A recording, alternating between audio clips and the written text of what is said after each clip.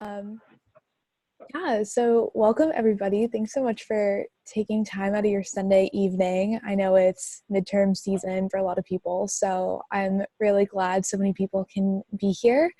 I don't want to take too much time up, and so I think I'll just pass it off to Michelle. I'm really excited for tonight's call. I've been telling everybody to join to really get a better grasp on the education inequity crisis in the U.S. and we have some experts here to talk about it. So very excited. Excellent. Well, I will go ahead and introduce myself and also Larry Madden. Larry is a principal at Salt Lake Center for Science Education, and it sounds like one other school as well, huh? Yeah, I'll maybe talk about that in a minute when we get going. Yeah, how that came to pass. Fabulous. And his school was recognized by an organization I work with called the National Education Policy Center at the University of Colorado Boulder for being a school of opportunity, a school that really works to close opportunity gaps in education in real time in the real world with all the real constraints of the unequal education system that we're going to talk about. So I'm going to give you a sort of introduction. Here is what Education Inequality 101 is.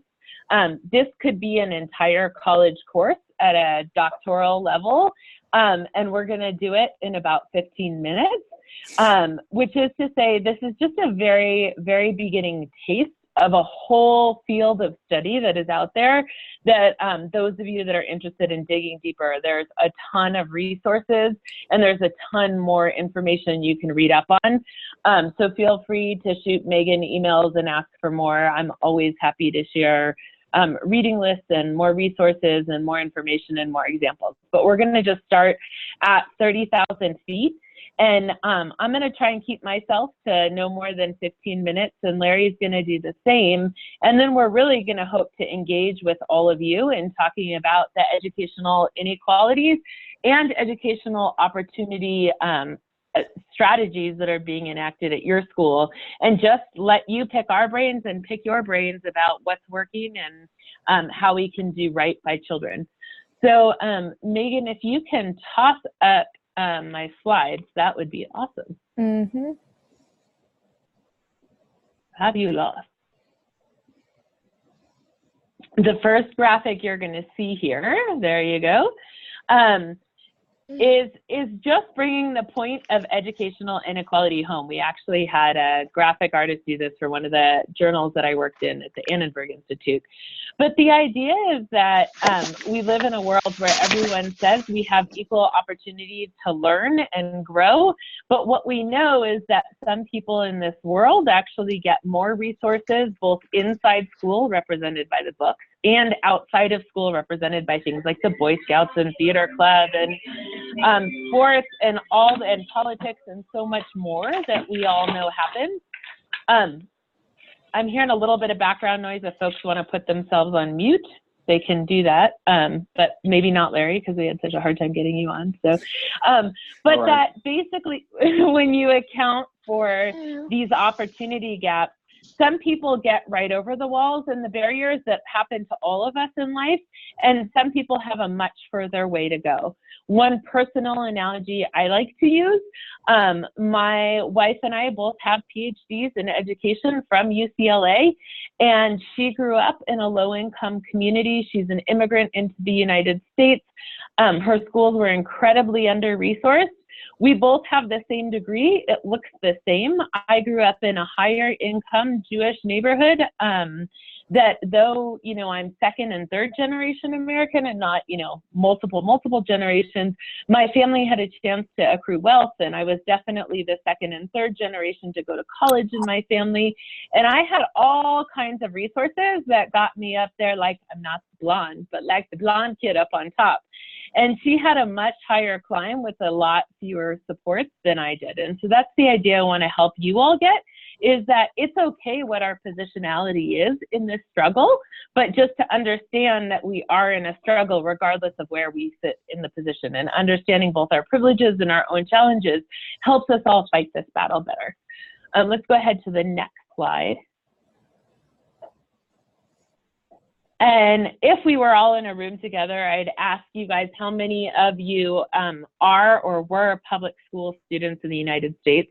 This data is from 2013, so the numbers are a little bit higher now, but back in 2013, there were 99,000 public schools in the United States.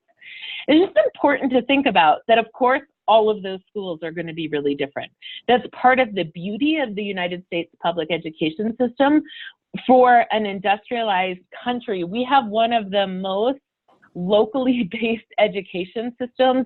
Decentralized is the word we like to use, in terms of what happens in each of those 99,000 schools for the now over 50 million students that are in them. Some of that can be really, really good. If you live in an urban center and you can do science curriculum about urban water offlow, it's much better to learn there than it is to do understand rural agriculture water allocation if you're living in a rural area. But the idea that both kids need to learn about water quality and water control and have access to science curriculum, that's what the federal government tries to do with its very, very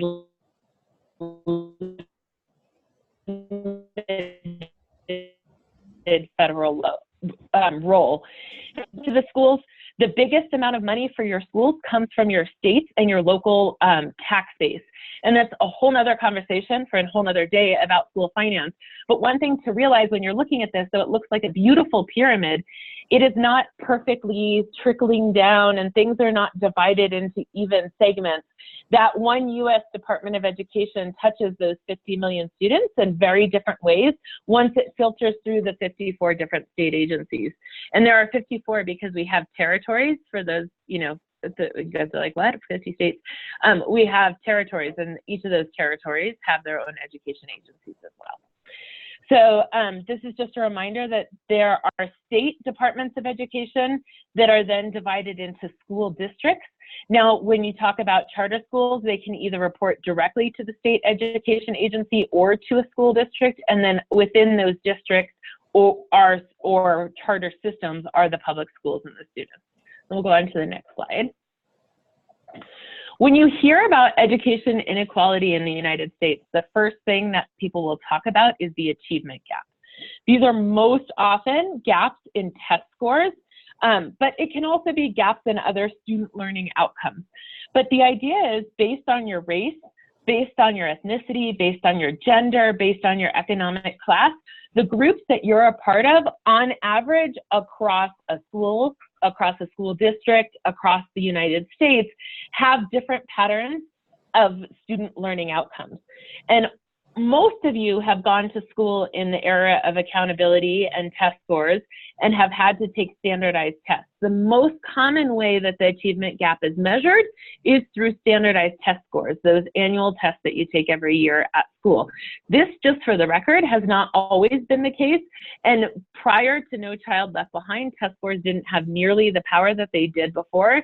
And some people actually think we're phasing back out of test scores, having quite the pull. But right now, the way we generally talk about educational inequality starts with achievement gaps, and that generally first gets measured in terms of gaps in test scores. So if you go to my next slide, here is an example, lots and lots of dots. This comes from Sean Reardon's work at Stanford, and literally every, I think it's every school district, the 100 largest school districts, and the test scores, each dot is the variation within the school district. How are kids testing within those school districts? And what you see is, regardless of the school district, there's a very, very clear trend that poor students are going to perform less well on tests than more affluent students. And this you can see across the United States, and it's consistent. So we'll get into why that is. Why are low-income kids scoring? Because technically how much money your parents have shouldn't change your test scores, right? But this level of correlation that you see in a graph is very, very common in the United States, and it's the heart of much of our education policy. Go to the next slide. But education inequality is also measured in other ways, and one of the other ways we talk about achievement gaps are in terms of student outcomes like the percent of students that graduate on time. That means if you start 9th grade, 4 years later, you'll graduate high school. Sometimes you see this in terms of graduating high school with actually having taken and passed the college preparatory coursework. Sometimes you'll see this in terms of, you could also do outcomes that are related to things like having filled out financial aid forms. There's all kinds of measures of, sorry, the income is a different, the FAFSA form is different. Let me stick to this. Is graduating on time is another measure and another way, a broader way of understanding student achievement than test scores. And often it tells you a lot more about schools and students. But even when you use this broader and better measure, you still see gaps between Black and Latino students and white and Asian students. And Native American students, you would also see a gap as well, but they're not on this particular graph. Next slide. But there's a second way to talk about education inequality in the United States. And that's about talking about inequality in educational opportunities, which are the unequal learning changes. Oops, that should be chances, that's a typo. Unequal learning chances resulting from systemic problems like poverty and racism. So this is, if you go to the next slide, I'm gonna just make it way more real for you. When you look at wealth in the United States, you can see that by 2016, white families held 10 times more wealth in the United States than Black families. You can see similar statistics, similar gaps when you start looking, income gaps when you start looking at Latino families. In 2016, white families had 8 times more wealth than Hispanic is because it's census or Latino families. What I'm saying here is, here's a gap in opportunity that exists outside of the school system, right? The schools did not decide how much parents make. But what I'm telling you is we live in a society that's becoming more and more unequal, and wealth is becoming more and more concentrated. If you go to the next slide, there's another way to talk about opportunity. And this slide really goes through several of the reasonings of why there are opportunity gaps and how opportunity gaps lead to achievement gaps. Let me start with just what are some of the gaps. So what I just talked about is high level of poverty, right? So how does that have to do with education? Well, in communities of concentrated poverty, there's fewer social support. Kids have less access to health care. Kids have less access to just basic welfare. So if you think back to that first picture, all those extra things that were holding that kid up, all those out of school learning resources, if you think about access to a pediatrician and you think about access to an inhaler when you need asthma medication, or the fact that kids in low-income urban areas have higher rates of asthma to begin with, so there's more kids in your school who actually need inhalers who don't have them. So now you're a teacher, and this is the concentration effect. You don't just have one kid who's missing their inhaler, you have 20 or 30. If you have 20 or 30 kids in a school and you're a principal like Larry, suddenly you have an entire class that's out on the day that the air quality is bad in your city. How do you keep learning going when 20 kids are out every time there's a bad air quality day? So these issues, you think it just starts on income, but they compound to create unequal learning opportunities because now kids are missing school. When you're not in school, you can't teach them.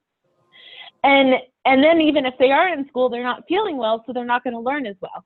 So there's these layers that these things happen. But there's another, the second bullet point, which gets into unequal allocation of school resources. This is a big aha for a lot of people. Not all schools receive the same amount of money if you look at it per student.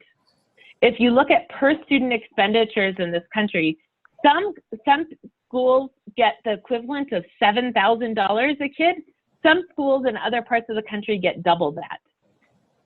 Why? We live in one big federal education system. Everyone's supposed to have equal opportunity. How is it possible that a kid in Mississippi gets a school gets half as much to teach them as a kid in Massachusetts?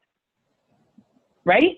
That's because of how state funding and finance laws work. I mean, there's many, many layers, again, for me to break down why that happens.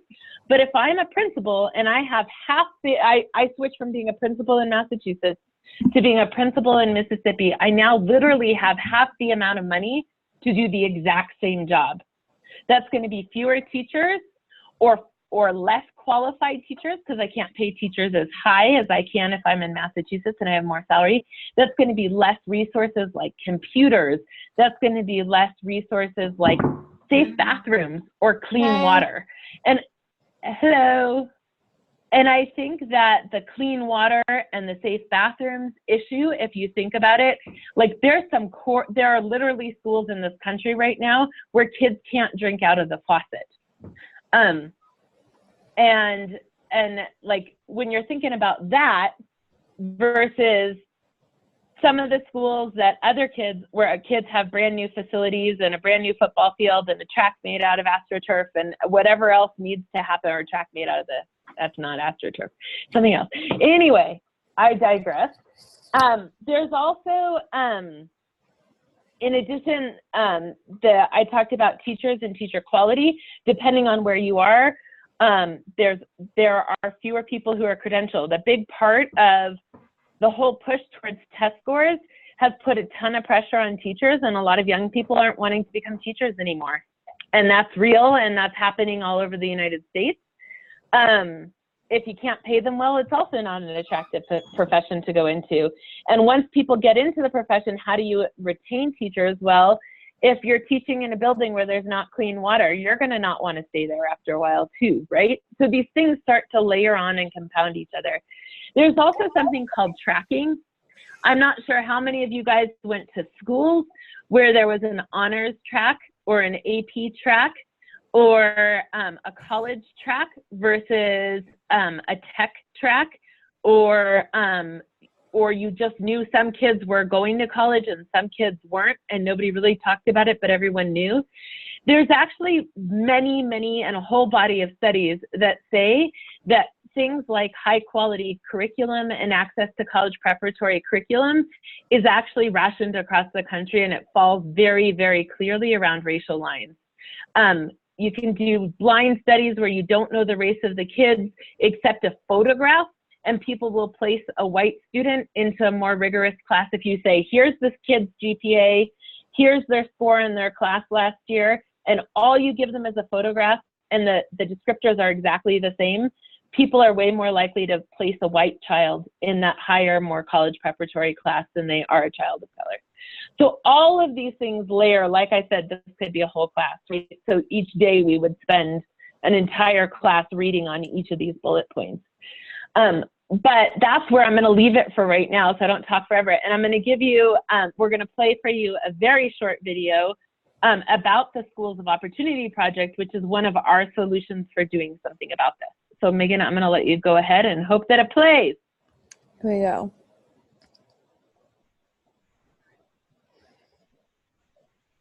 The volume's not working. Oh, no volume. Megan, I don't think the volume's playing. Oh, no.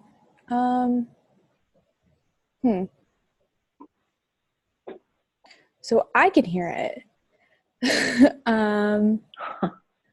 Maybe let's... Okay, let's try this again. Does that work? Nah, it's not working. It's okay. Folks can go to this, look at the link at the top. You can also go to our Schools of Opportunity website and see the video, and that's okay because we're running out of time anyhow. Okay. But it's a short video that explains the Schools of Opportunity Project. I'll just instead tell you on the project overview. We've recognized 45 schools across the United States, in urban areas and suburban areas and rural areas, in every region of the country, not every state, but in every region. In every kind of size of school and in every district. And what we're doing is we're identifying and recognizing schools that are doing really amazing things to address these opportunity gaps that the way I just presented them to you, they're like overwhelming and horrible, and what do you even do? So we are so very, very lucky this evening to be joined by Larry Madden, who is a principal at one of these schools that we recognized as a gold school of opportunity, which means the school is doing more than one, more like 3 to 4 different exemplary things to close opportunity gaps for kids. So he's going to show you how the problems play out at his school, as well as how some of the solutions. And Megan, we can just skip slide 11. I don't want to, we're running short on time anyway. We can get to that later, and just go ahead right over to Larry, and I'll mute myself. Okay, I'll just, I'll make this part pretty quick so we have some time to talk to, but I can give you a little overview first off of the school. So we opened this school in 2008. It was actually chartered by Salt Lake City School District. And so, like Michelle said earlier, I mean, anyone can have a charter. It can be independent of districts or part of, and ours happens to be part of. That school was originally intended and became a 6th grade through 12th grade school. We wanted to keep the kids for a long time so that we have had plenty of opportunity to be successful with them. And so some of the goals we had at the very start were we wanted to make sure that we mirrored the demographic of Salt Lake City School District, which is a majority minority district. And so we had to think really hard about where we located the school. And so we actually located this school in an area called Rose Park in Salt Lake. And Salt Lake is divided economically pretty much by the freeway I-15 that runs north-south. And lower income families are living on the west side, and higher income families are living on the east side. And so we located the school in one of these west side neighborhoods because the people that had the resources also had the ability to get their kids to that school. And so this was a way that we proposed trying to open up a school that would have this demographic that, like I said, would mirror the district demographic. And overall, we were pretty successful in that. We learned over the first few years that it also depended a lot on how we marketed the school. So in some of our lower income neighborhoods or where there were more language challenges, it was more difficult to get information out to families. We would kind of target our groups where we were trying to recruit kids. So we'd go to churches and community council meetings. Have meetings in Spanish. Hispanics are the largest minority population in our area, to try to make sure that we were getting a population that did mirror the district population. We set it up as a STEM school originally because my background and the background of some of the people I was working with had science backgrounds. And I'm not going to say that it was so super thoughtful, but there was actually a huge benefit to that. So this school, STEM, gets this, it's an academic school automatically just because we put this STEM moniker on it. And so we found some really wonderful things that came out of that. And that was that all the kids that came thought they were going to a school for smart kids. And it was just a school. It wasn't, it was meant for, it was really intentionally meant for everyone, and that was our goal. And so it was actually kind of interesting locating it in the neighborhood because even some of the people kind of pushed back on the opening of the school from the neighborhood, and they were saying, look, this isn't for us, all right? You want to open up this STEM school over here because you've got a location, but it's not meant for our neighborhood. And in our first year we were open, I think our school got tagged 4 or 5 times a week. The second year went down to a couple times a week. The third year went down to maybe once a month, and I don't think the school's been tagged since then. And I learned more through this than I think we taught, and that was, I really appreciated that, the skepticism that the community had. It was incumbent on us to prove that we were there for that community. They didn't have to just buy into that just because we were in their neighborhood. And so, good on the community, and we have a great relationship now. It's really wonderful. One of the other things we wanted to do was make sure that this was a really safe environment where students could be themselves, and whatever that self was, we wanted to create a space where they could do that. And for example, I mean, and I think we got to a pretty good place by being really explicit with kids about how to build community and create a safe environment. But I mean, we had a kid that was a 7th grader that would play with My Little Pony in the lobby of the school every morning, and the kid didn't get bullied, which just that one still kind of blows my mind. So I thought it was just an indicator that we were maybe kind of moving in the right direction and setting up this safe environment. So there were things that we didn't do, and I think this was as important as some of the things that we did do. And actually, Michelle mentioned what I think maybe ends up being the most important one, and that is tracking. And we like to put kids into these bins. We call it gifted education, or around here it's called the extended learning program. And it's built around students' ability to read. It's really based on reading and math skills.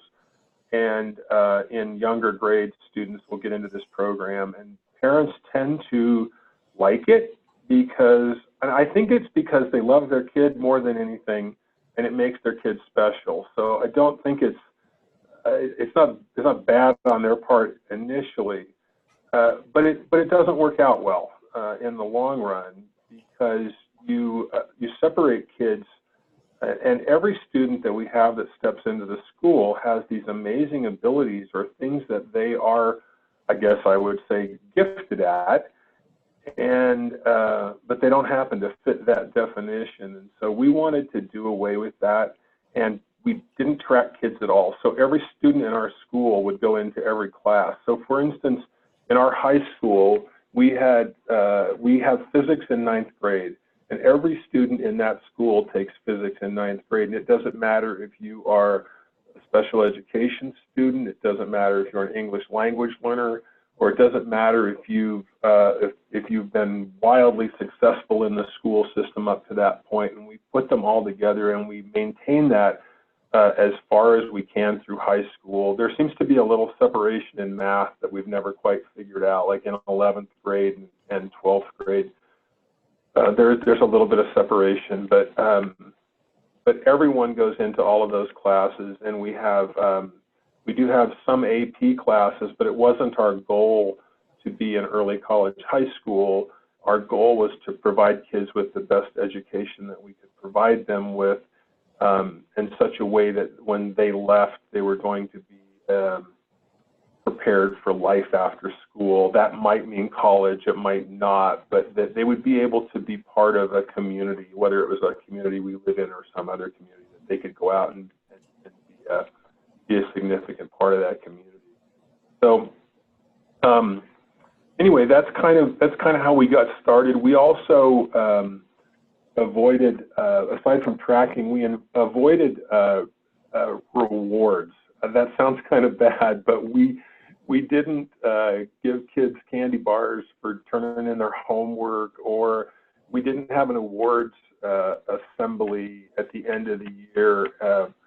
I think I had a little PTSD from my daughters when she was in junior high. We went to the awards ceremony, and she was a teacher pleaser and got all A's, and she got a whole bunch of awards, and so did some other kids. But it was maybe 15 kids or 20 kids in a school of 700 that were getting recognized. And like it or not, if I'm one of those other kids sitting in that audience, I don't feel good. I feel like I'm something less. And so what we wanted to do was try to avoid that every single chance we got, and never make anybody feel like they were less. And so we made sure also, and it's taken a lot of work to make sure that everything that we do, so every trip that we take at our school, the choir, everything represents the demographic of our school, and that if you looked at any one part of it, you would see our school. I taught at a high school here in Salt Lake that is really super diverse on paper, but if you were to walk down the halls, you would look in a classroom and you would see, one classroom's all white, one classroom's all brown, and then when you find out what classes they are, it's really, really disturbing. And so we decided that there was no way we were going to do that. And then the other thing was that we were going to provide for students we've grown to this. I think this is one of the things we've really grown into is an understanding of the need to provide for student well-being in terms of mental health. And so we've gotten a grant with the University of Utah Department of Ed Psych. And so we offer all of our students a tier 1 or kind of general student well-being or mental health support, which includes trying to destigmatize the need for support. Everybody needs a little help once in a while, and it should be a safe thing to do. But we also do tier 2 interventions. So we offer groups for kids that have some struggle. Sometimes maybe there's a divorce going on at home and they're having a moment that's kind of difficult and they need a little extra help. We can do that. But we can also offer tier 1 one-on-one therapy to students with parental permission, so that we can do what we can to put their head in a place where they can learn.